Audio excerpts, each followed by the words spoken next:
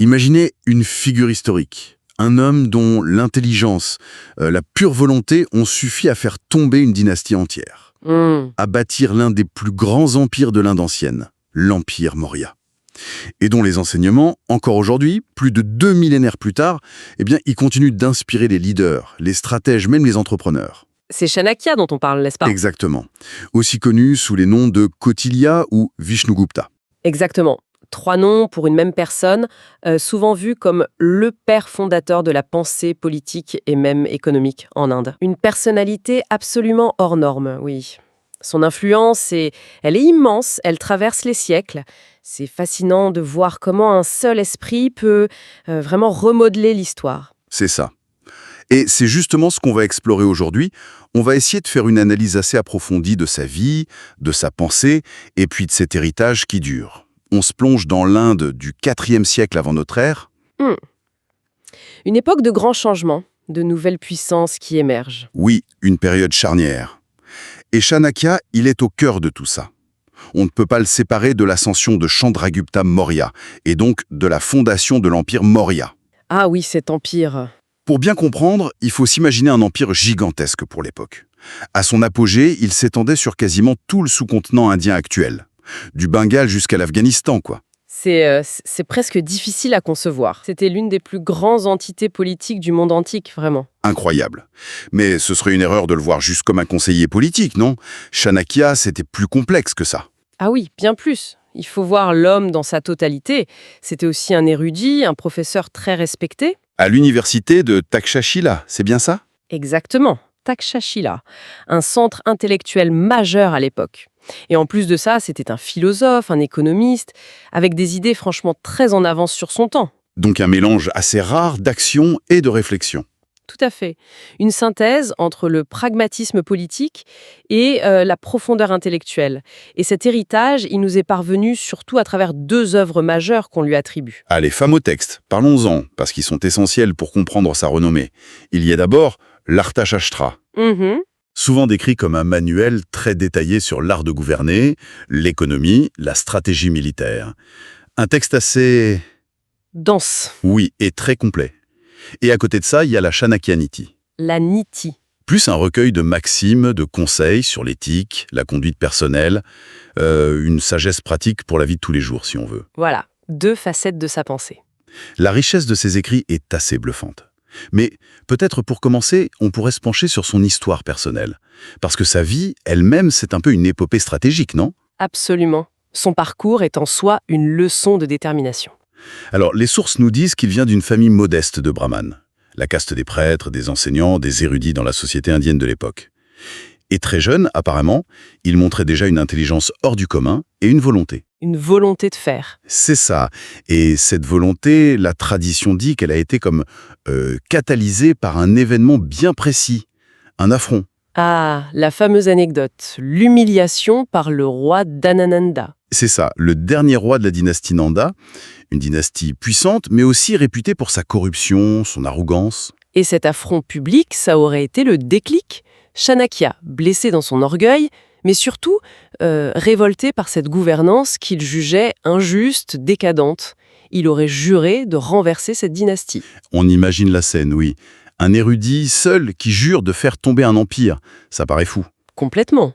Comment on passe d'une telle promesse à un plan concret?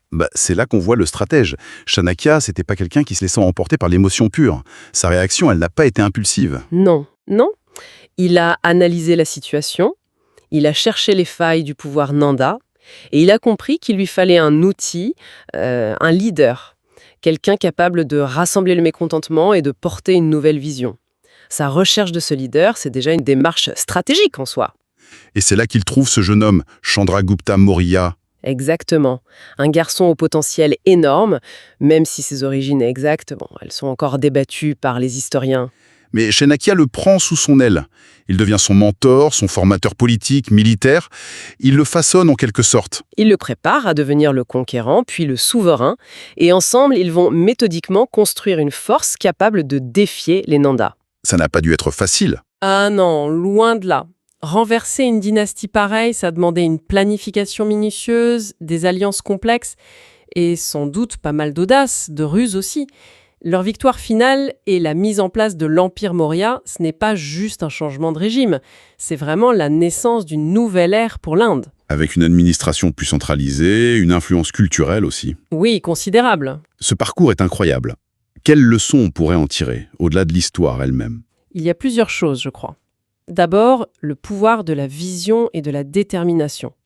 Chanakya montre qu'une personne, même partie de rien, peut initier des changements énormes si elle a une vision claire et la persévérance qu'il faut. Ensuite, l'importance cruciale de la stratégie. Avoir un but, c'est bien, mais savoir comment l'atteindre, c'est mieux. Analyser les forces, anticiper les obstacles, choisir les bons leviers.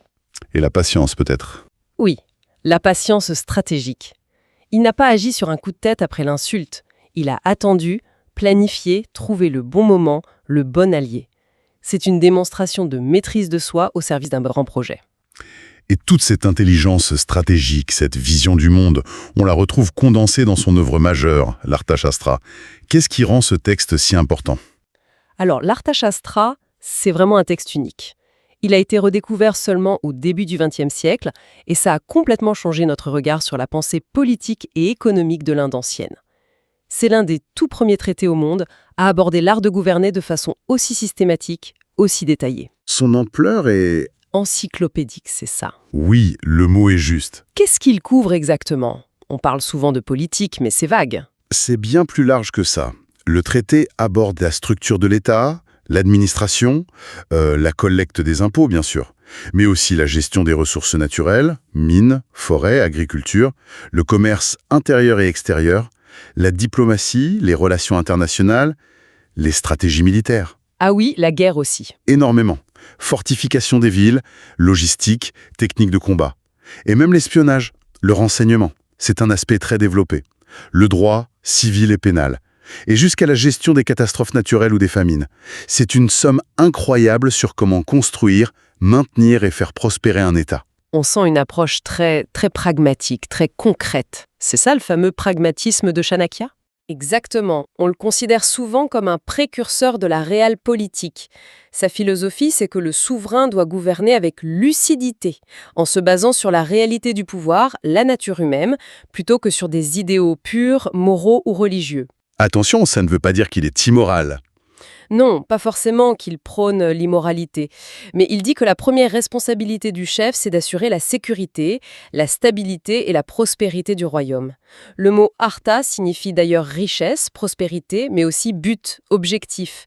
Et pour atteindre cette artha, parfois, il faut prendre des décisions qui peuvent sembler ambiguës moralement, si on les juge avec une grille purement idéaliste. Ça peut paraître un peu froid, calculateur, peut-être. Ça devait créer une tension avec les idéaux plus spirituels, moraux, qui étaient aussi très présents en Inde à l'époque, non? Oui, bien sûr. La pensée indienne était riche en courants philosophiques, religieux, qui insistaient sur le dharma, le devoir moral, la loi juste. L'Arthashastra ne nie pas l'importance du dharma, mais il le replace dans une perspective où la survie et l'efficacité de l'État sont primordiales. L'efficacité avant tout.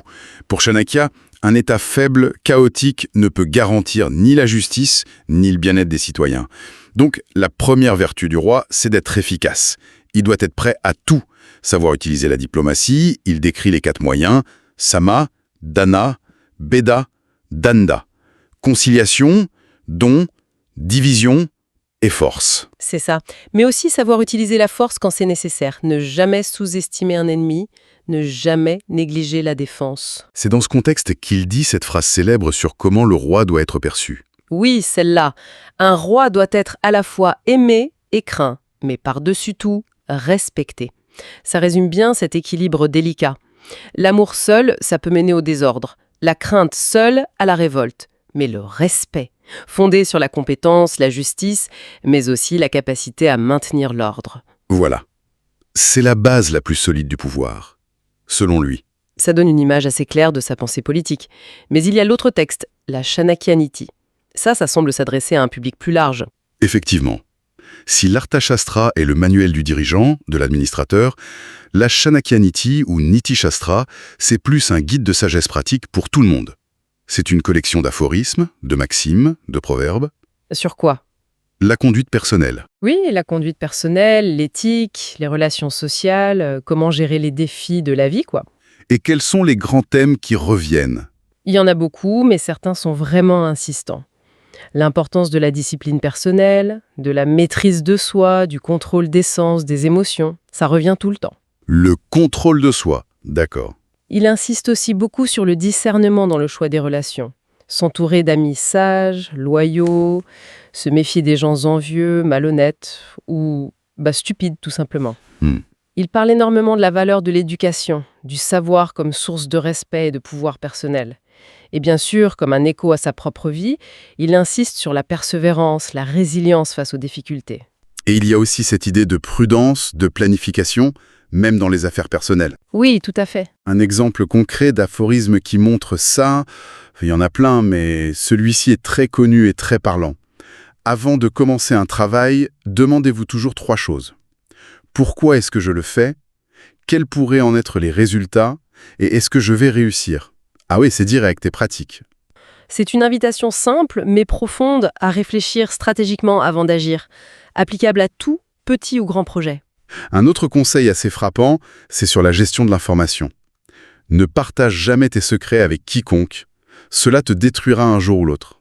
Ça montre une certaine méfiance quand même. Peut-être oui, ou surtout une conscience aiguë des enjeux de pouvoir, même dans les relations interpersonnelles. Ce qui est incroyable, c'est de voir à quel point ces maximes restent pertinentes aujourd'hui. C'est ça qui est remarquable, oui. Ce genre de conseils sur la planification, l'évaluation des risques, le choix des associés, la gestion de l'info, la maîtrise de soi, ce sont des compétences, des qualités qui sont toujours fondamentales. Que ce soit en entreprise, en politique, dans la vie perso. Exactement. Dans la gestion d'une boîte, la conduite d'un projet, les relations pro ou perso, même les décisions politiques. La sagesse de la Shanakyaniti, elle semble vraiment traverser les siècles et les cultures. Elle parle de la nature humaine, des défis universels. C'est vrai, cette universalité est frappante. Si on devait essayer de résumer l'essence de ces enseignements, quels seraient les principes clés qui ressortent des 2 textes et de sa vie? Bon, en reliant tout ça, on peut voir quelques piliers. Premièrement, la discipline et la maîtrise de soi. C'est la base de tout succès pour lui. Sans contrôle de ses impulsions, de ses désirs, aucune stratégie ne tient la route. Ok, la discipline. Deuxièmement, le pragmatisme éclairé. Ce n'est pas du cynisme, mais c'est reconnaître que dans l'action, surtout en politique, les décisions doivent se baser sur une analyse réaliste des situations, des conséquences. Le but, c'est l'efficacité et le bien commun tel qu'il le voit. Stabilité, prospérité.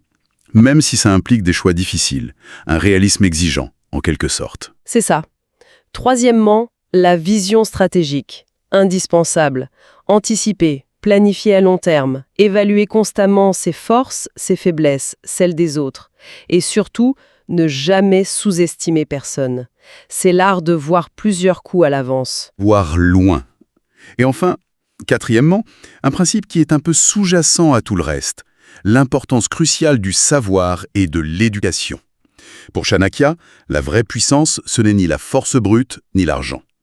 C'est l'intelligence, la connaissance, jnana, la sagesse, vijnana, c'est le savoir qui permet de comprendre le monde, de bâtir des stratégies efficaces et de gagner le respect. Ce dernier point sur le pouvoir du savoir, ça résonne particulièrement, je trouve. L'idée que l'arme la plus forte, c'est un esprit bien formé, bien informé. Et c'est vertigineux de voir que ces idées, forgées il y a 24 siècles, sont toujours d'actualité. Oui, c'est stupéfiant. Son héritage intellectuel, ce n'est pas juste une curiosité historique, loin de là. Ses stratégies, ses principes de gouvernance, sa pensée économique, tout ça est activement étudié, discuté aujourd'hui. Où ça, par exemple? Dans des contextes très variés, les écoles de commerce, de management, les formations en leadership, en relations internationales, en sciences politiques, partout dans le monde. On le présente souvent comme une source d'inspiration pour la pensée stratégique moderne. Je suis quand même surpris par cette omniprésence. Comment ça s'applique concrètement aujourd'hui? Des exemples? Les applications sont vraiment nombreuses. Prenons les entrepreneurs, les chefs d'entreprise. Ils peuvent trouver chez Chanakya des leçons sur la planification stratégique à long terme, l'importance de l'analyse de la concurrence, ne jamais sous-estimer ses rivaux, la gestion rigoureuse des ressources financières ou humaines. La prévoyance aussi. Oui, la nécessité de la prévoyance pour anticiper les fluctuations du marché, ou encore l'art de construire des alliances, des réseaux. Et pour les leaders, en politique, dans les organisations, ou même un manager d'équipe? Pour eux, les réflexions de Chanakya sur l'art de gouverner, sur la diplomatie, savoir quand négocier, quand diviser, quand être ferme, sur la gestion des personnes, motiver, évaluer, déléguer, tout ça reste extrêmement pertinent. Son insistance sur le respect comme base de l'autorité, plutôt que juste la crainte ou la popularité, c'est une leçon intemporelle. Il offre un cadre pour penser cet équilibre difficile entre fermeté et bienveillance, vision long terme et gestion de crise. Tout à fait. On fait souvent la comparaison avec une autre figure majeure de la pensée politique en Occident, Machiavel. Oui, la comparaison avec Machiavel est très fréquente. On dit parfois Chanakya, c'est le Machiavel de l'Inde. C'est utile pour souligner leur approche pragmatique commune, centrée sur l'efficacité, l'analyse réaliste du pouvoir. Mais il y a des différences. Oui, et elles sont importantes. D'abord, la chronologie. Chanakya a vécu presque 2000 ans avant Machiavel. Le contexte culturel, philosophique est très différent. C'est l'Inde ancienne, 2 millénaires quand même.